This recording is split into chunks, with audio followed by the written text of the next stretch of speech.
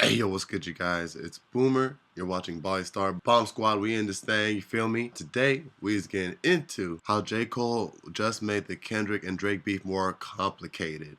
So excuse my voice. I'm kind of sick. Kind of got a cold and all that. And I've also saw this little thing right here, so I'm gonna try it for this reaction today, right now. I could play audio off of my TV, while I watch it on here. So I'm testing to see how loud it will be for you guys. You know what I'm saying? And if it'll overlap my voice and all that. So yeah, man. Without further ado, let's get straight on into it. Let's go. Riding down the 805, ain't enough. I'm just looking for some 305s. Now, I right also now wonder with if I can J. stream Cole, like after this. months of initial confusion when he backed out of the beef and apologized to Kendrick Lamar, and then speculation, which was seemingly telling us that after being subbed and jabbed at over and over again by Drake through both his major diss tracks in various lines and through petty posts on social media, that the duo who was just on tour together and made a hit song like First Person Shooter were no longer on good terms. After the entire hip hop world has been trying to figure out where exactly Cole stands after a feud where no matter how you spin it, he was right in the middle of. Cole has finally given us the answers that we have been searching so hard to find out with his new track, Port Antonio. And now, first off with this song, before we get into what Cole has said By and the what this way, all means for him in hip hop, I think. okay, so it has a little bit of a lag to it. Okay. By the way, might have a little something with that. It's great that unlike most other rappers in this feud who were caught up in the cross of it and just have left confusing hints out to fans to figure out where they really stand and how they feel, J. Cole has now actually told us where his mind was at when he made one of the most polarizing and shocking decisions in rap beef and really all of hip hop history. And now with this song, in its entirety, it functions as an intimate track, where after so much noise and chaos in hip hop, Can y'all we hear are it well? facing J. Cole's most personal and reflective thoughts, and the somber beat on Is this it too cut only loud? Not reflects too this loud? Let me idea. know down in the And so now, comments. with the perfect musical canvas to tell us some of the most coveted and sought after information in all of rap right now, Cole gets to work on this track, and after he shows off his lyrical skill on the first verse, things take a much more serious turn on the second verse, as Cole talks about the current state of hip hop and the culture, and as he talks about how he doesn't approve of where this new generation is headed in the genre, he begins to address the entire controversy surrounding him and rap's greatest beef of the century, as he says. I pulled the plug because I seen where that was about to go.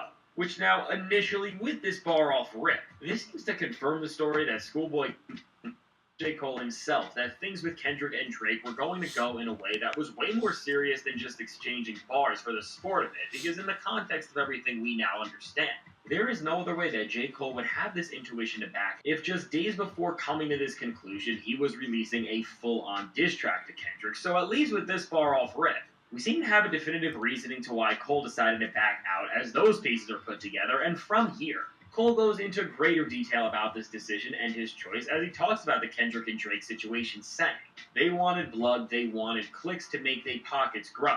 They see this fire in my pen and think I'm dodging smoke. I wouldn't have lost a battle, dog. I would have lost a bro. I would have gained a foe." And now here, Cole is telling us with the stakes of this beef being so much higher than we could have ever imagined, he realized that joining in was ultimately going to end up making him a full-on enemy to Kendrick Lamar for good, who he expresses that he has love for in these bars. Although it's strange that while he is saying things like these, he is still boasting that he would have won this battle, which we will get into later, and adding some much needed Yeah, context to nah. all of this. You Cole can't be explains saying why that. it didn't. Oh, okay. Now I recognize it lags. Okay, you feel me? So, but yeah, you cannot be saying that now. You know what I'm saying? Nah, don't say that now, bro. Don't say that now. Don't say that now. Don't say that now. All of this, Cole explains why he didn't engage even more, as he says. And all for what? Just to attain some more props from strangers that don't got a clue what It's I'd like, be aiming for? Which, regardless of. see, I recognize the lag. It's like, don't say it at all. Don't say that now, and don't even say it at all anymore. Because you cut out. You Michael Jackson beat it, bro. I respect the whole song. I got the song. I downloaded the song. You feel me? I respect the song. I love the song. I like the song. I love the song. And it's like I don't even recognize that bar he said right there because you cannot say it. Like, it's so irrelevant, that bar, that like I just in my mind skip over. I just rap it like it's nothing because I just I recognize it as another bar now, like the rest of them, because it holds no weight.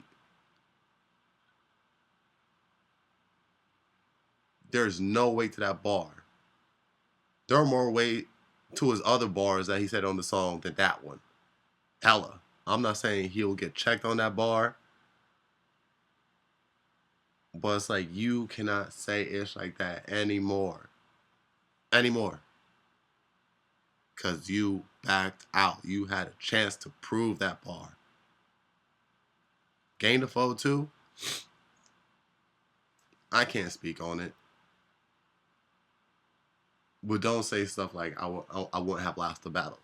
Nigga, first off, you didn't even join the battle. Aiming for, which regardless of how we criticize Cole for backing out and how this may affect his actual rap legacy, as a person, I think you have to respect like, yeah, him you for standing joined. on his own morals and principles, regardless. Yeah, you joined, but you didn't see it through.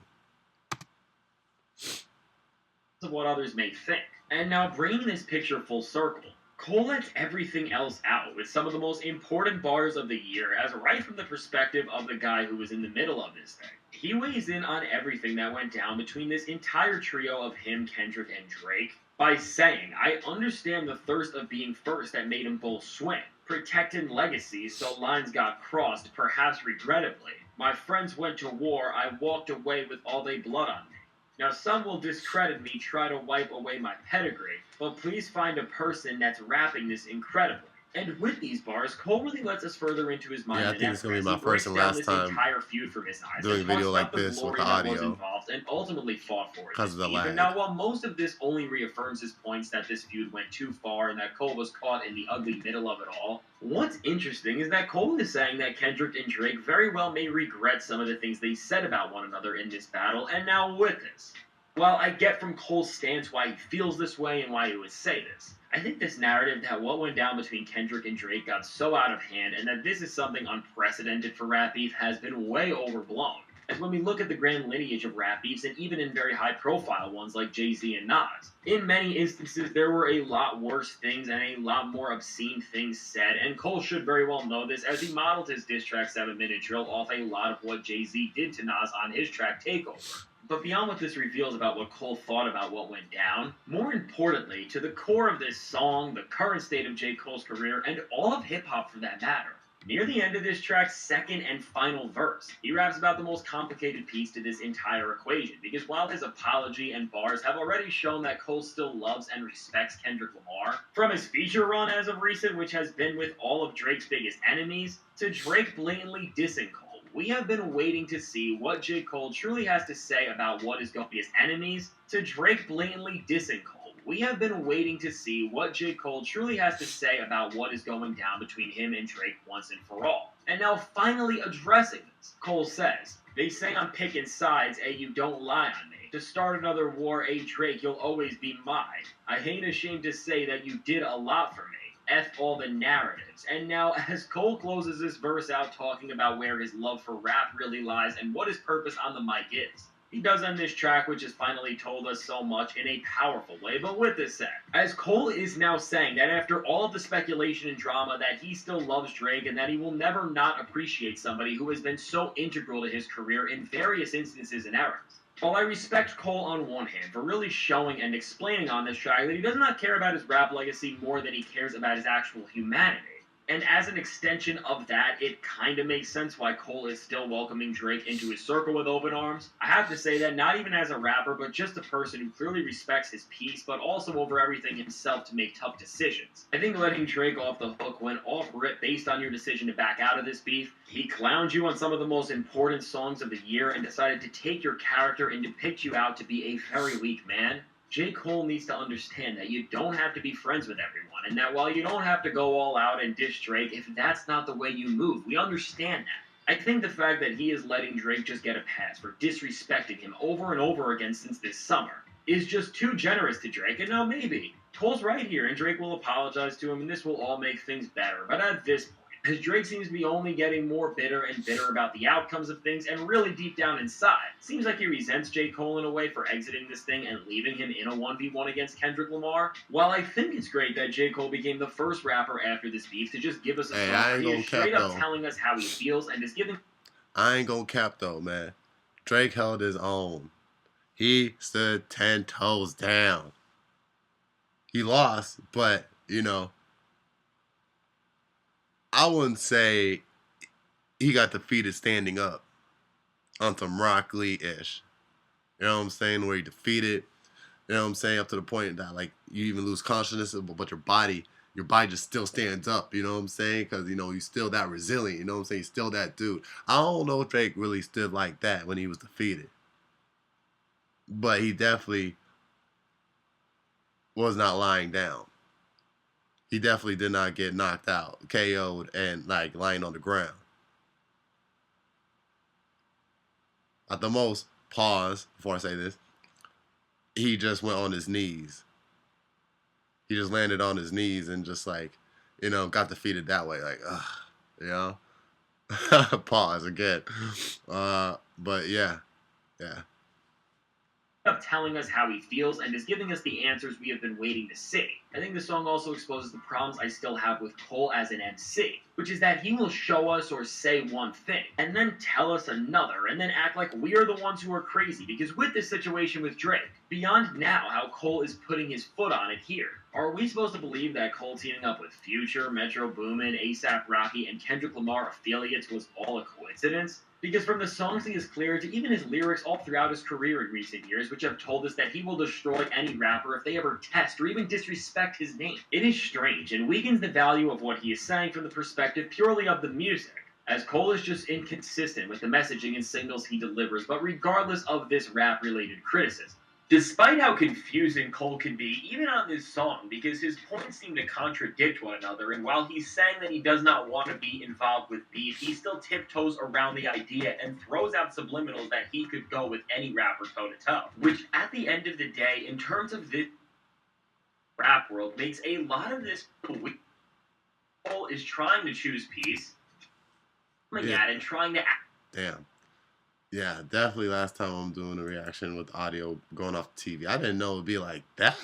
That he could go with any rapper toe-to-toe. Which, at the end of the day, in terms of this being a message to the rap world, makes a lot of this feel weird, because while J. Cole is trying to choose peace, he is still coming at and trying to aggravate his opponents. Regardless of my criticisms with this track as a statement to hip-hop and on the rap world. At the end of this all, I gotta hand it to J. Cole for being brave enough to speak his mind directly in a time where every other rapper is just leaving faint clues about how they feel and where they stand in this beef. And now going forward, I'm sure with Cole releasing such a massive and important track into the rap world, from Kendrick Lamar to Drake to everybody else, I am sure this moment will only cause more rappers to respond accordingly.